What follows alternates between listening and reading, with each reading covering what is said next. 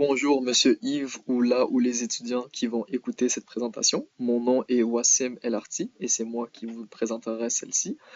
Suite à l'excellente conférence donnée par Madame Sophie chez BMR, aujourd'hui nous allons vous présenter un PowerPoint sur le processus de planification au sein de BMR.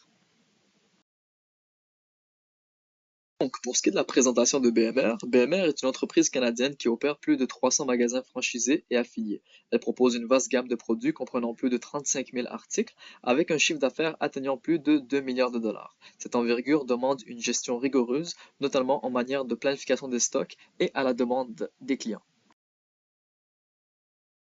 Que nous avons étudié porte sur la planification de la demande chez BMR. Ce processus inclut plusieurs étapes clés pour anticiper et répondre aux besoins de leurs clients tout en optimisant leurs opérations. Vous verrez comment cette planification s'appuie sur des outils technologiques et des équipes spécialisées, comme dit et expliqué par Madame Sophie chez BMR. Grandes étapes, la planification de la demande chez BMR repose sur un processus clair et structuré. Tout commence avec la création d'articles. Ensuite, nous passons par la mise à jour de l'historique et des données de prévision avec des outils comme Microsoft Access, Microsoft Power BI, qui les transforment en analyse visuelle claire, et SAP qui intègre toutes ces informations dans un système de gestion cohérent. Maintenant, parlons des équipes. Imaginez un puzzle géant où chaque pièce a une place précise. Chez BMR, ces pièces sont les gestionnaires de catégories, les analystes en planification et les approvisionneurs. Les gestionnaires choisissent les produits à mettre en avant. Vous savez, ces items qui nous attirent dès qu'on entre dans un magasin. Les analystes, eux, sont les cerveaux qui prédisent la demande grâce à leurs calculs. Et enfin, les approvisionneurs prennent ces prédictions et passent les commandes pour que les rayons ne soient jamais vides. C'est une vraie danse synchronisée et le moindre faux pas pourrait entraîner une rupture de stock ou pire des étagères débordantes de produits invendus. Et ça, croyez-moi, personne ne veut ça.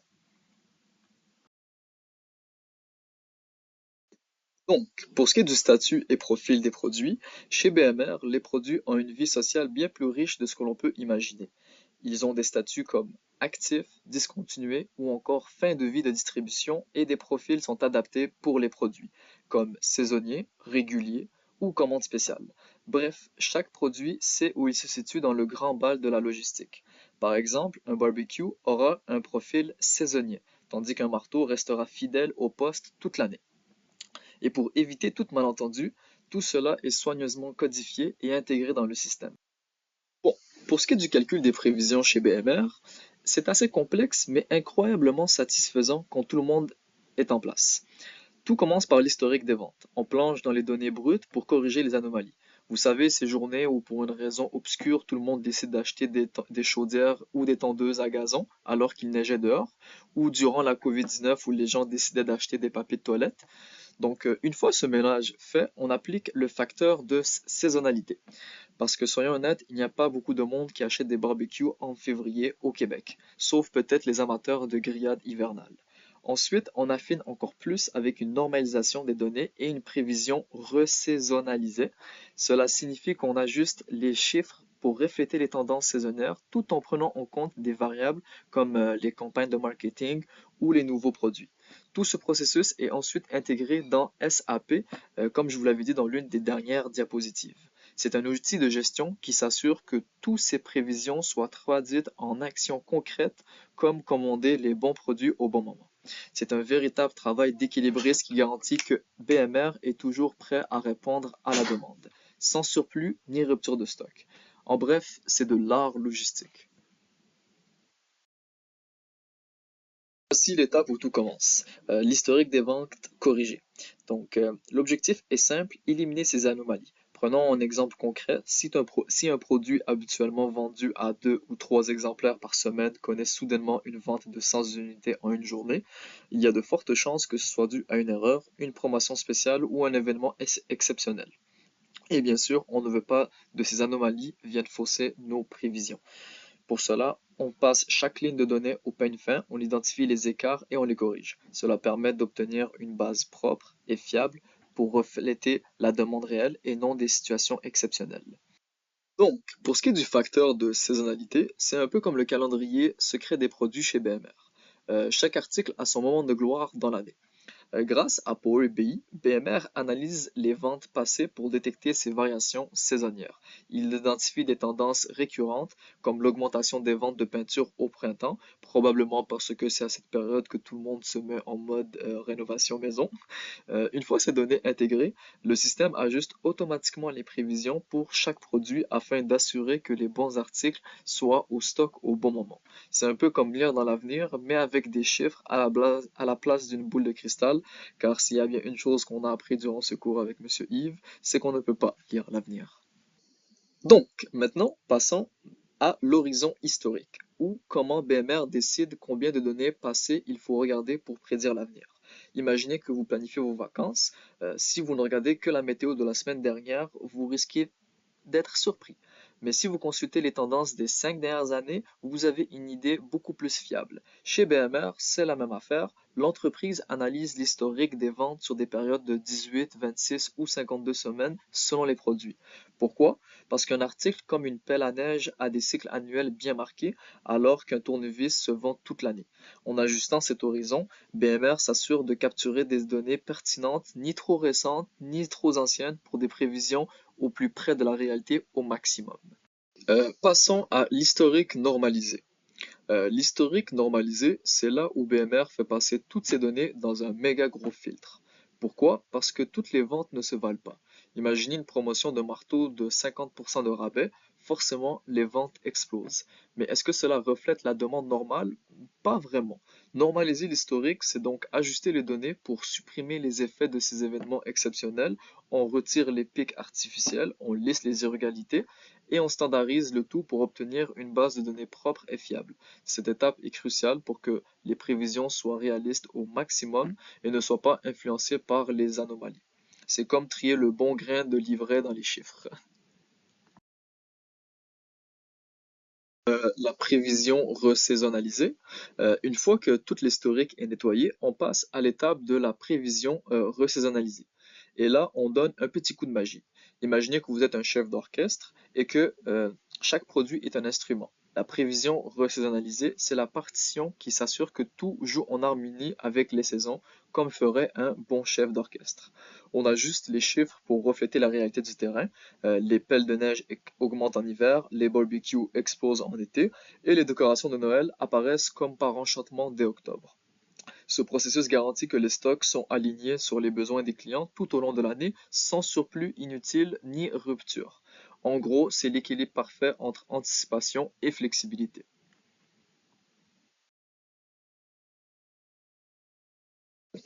Pour ce qui est du calcul des prévisions et workflow, voici le cœur du système de prévision de BMR, là où les données se transforment en actions concrètes. Tout commence avec Microsoft Access, l'outil qui agit comme une base de données centrale permettant de collecter, trier et traiter des montagnes de données issues des ventes et des historiques. Ces données passent ensuite par une série d'étapes où elles sont analysées et modifiées pour générer des prévisions précises comme on l'avait expliqué dans les précédentes diapositives. Et ce n'est pas tout, un workflow organisé comme un plan de bataille garantit que chaque étape est interconnectée. Enfin, parlons des vérifications et ajustements. Parce que même avec les meilleures données et outils, il y a toujours des surprises, de nouveaux articles peuvent être ajoutés, des erreurs peuvent se glisser, ou un événement imprévu peut chambouler les prévisions, comme une tempête de neige en avril. Parce que pourquoi pas, c'est le Québec, et à mes souvenirs, c'est déjà arrivé il y a 2-3 ans. Ici, les équipes interviennent pour vérifier les anomalies, ajuster les prévisions et corriger les erreurs en temps réel. C'est un peu comme être sur un bateau en pleine mer. On a beau avoir une carte et un plan précis, il faut parfois corriger le cap en fonction des vents, désolé, et des vagues. Grâce à cette flexibilité, BMR reste agile et capable de répondre à n'importe quel besoin de ses clients. Donc, pour ce qui est des exceptions, Bon, parfois, les meilleures prévisions ne suffisent pas. Donc, dans certains cas, BMR doit s'écarter du processus automatisé et passer en mode manuel, un peu comme changer de vitesse en pleine route. Par exemple, pour les produits avec des profils très spécifiques, comme ceux nécessitant un plan d'achat où les saisonnalités jouent un rôle clé, imaginez des articles comme les graines de jardinage où on sait qu'elles explosent en printemps. Mais il faut des ajustements fins pour éviter de surcharger les rayons ou de manquer de stock. Ensuite, il y a des matériaux comme le bois, avec des fluctuations de prix et de demande qui peuvent donner des sueurs froides aux planificateurs, comme des enjeux politiques avec avec les élections des États-Unis qu'on vient de vivre. Ces produits nécessitent une attention particulière, souvent avec des analyses approfondies dans Excel. Planification de BMR, ça repose sur deux piliers majeurs qui en font une véritable machine bien huilée. Premièrement, la centralisation du pouvoir d'achat. Donc, on va utiliser le même exemple que tout à l'heure avec le chef d'orchestre qui coordonne tout. Ici, c'est BMR qui, grâce à un approvisionnement centralisé et une planification détaillée, s'assure que chaque magasin est parfaitement approvisionné, peu importe la saison ou la demande. Cette centralisation simplifie non seulement les opérations, mais permet également de négocier de meilleurs prix auprès de fournisseurs. Que sur le processus de planification de BMR, il n'est pas exempt de défis. Donc, commençons par la rigidité de la centralisation. Bien que la centralisation facilite la gestion, elle crée également une dépendance importante aux entrepôts. Ensuite, l'ajout fréquent de nouveaux produits complique les prévisions. Chaque nouveau produit est un inconnu qui peut entraîner des surstocks si la demande est surestimée ou des ruptures si elle est sous-estimée. Enfin, les pressions internes, la planification est une danse coordonnée en plusieurs étapes et une mauvaise communication peut rapidement transformer cette danse en un chaos désorganisé. Passons maintenant aux enjeux externes. Donc, ces défis qui viennent de l'extérieur et sur lesquels BMR n'a pas toujours un contrôle direct, mais qu'elle doit gérer avec agilité. Le premier, et non des moindres, est bien sûr la concurrence accrue. Des géants comme Home Depot, Rona ou Kanak sont des rivaux redoutables qui se battent pour les mêmes parts de marché. La compétition est féroce et chaque joueur doit constamment innover pour se démarquer. Ensuite, il y a bien sûr le ralentissement économique. Donc, lorsque l'économie ralentit ou il y a des enjeux économiques importants dans le pays ou dans le monde, les consommateurs dépensent moins et les mises en chantier diminuent. Un autre défi est la perception des prix élevés. Donc, dans un marché où les consommateurs sont de plus en plus sensibles au coût, BMR doit trouver un équilibre entre la qualité et le prix. La promesse de promotion régulière et de baisse ciblée devient alors un outil crucial pour ramener des clients et désolé. Enfin, il y a la sécurité technologique. Avec des outils comme SAP et le Power BI, comme nous l'avons vu dans les dernières diapositives, la cybersécurité est une priorité. BMR s'assure de former ses équipes régulièrement et de mener des simulations pour se protéger contre les menaces numériques. Donc, pour ce qui est de la planification de la demande chez BMR, ça s'inscrit parfaitement à la croisée de la théorie et de la pratique, combinant les meilleures stratégies, comme la coordination des prévisions, euh, comme le souligne Croxton, désolé, en 2002, la planification intégrée, comme le souligne oulala, Swerzerk en 2020, et la méthodologie avancée Schnoch-Leben en 2022. Donc, c'est des modèles historiques utilisés. Malgré un processus presque parfait, BMR peut toujours faire mieux avec des opportunités d'amélioration. Donc, la première opportunité qu'on offre est la collaboration accrue avec les partenaires. En partageant davantage de données avec les fournisseurs et partenaires, BMR pourrait synchroniser encore mieux les approvisionnements et les prévisions.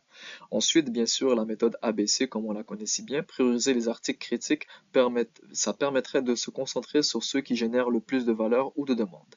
Et enfin, la souplesse opérationnelle. En développant des partenariats stratégiques avec des fournisseurs clés, BMR pourrait réagir encore plus rapidement aux imprévus, comme des fluctuations soudaines de la demande ou des ruptures de stock.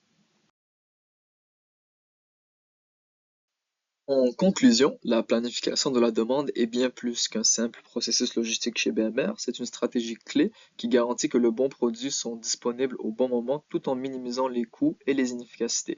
Ce projet nous a permis de comprendre l'importance d'un système bien structuré, soutenu par des outils technologiques performants et une collaboration entre les équipes chez BMR. Donc j'espère que vous avez aimé la présentation, ce fut un plaisir de vous présenter ce PowerPoint. Mon nom était Wassim Elarti. Je tiens à remercier la conférencière Madame Sophie et toutes les personnes de mon équipe et je vous souhaite une bonne journée.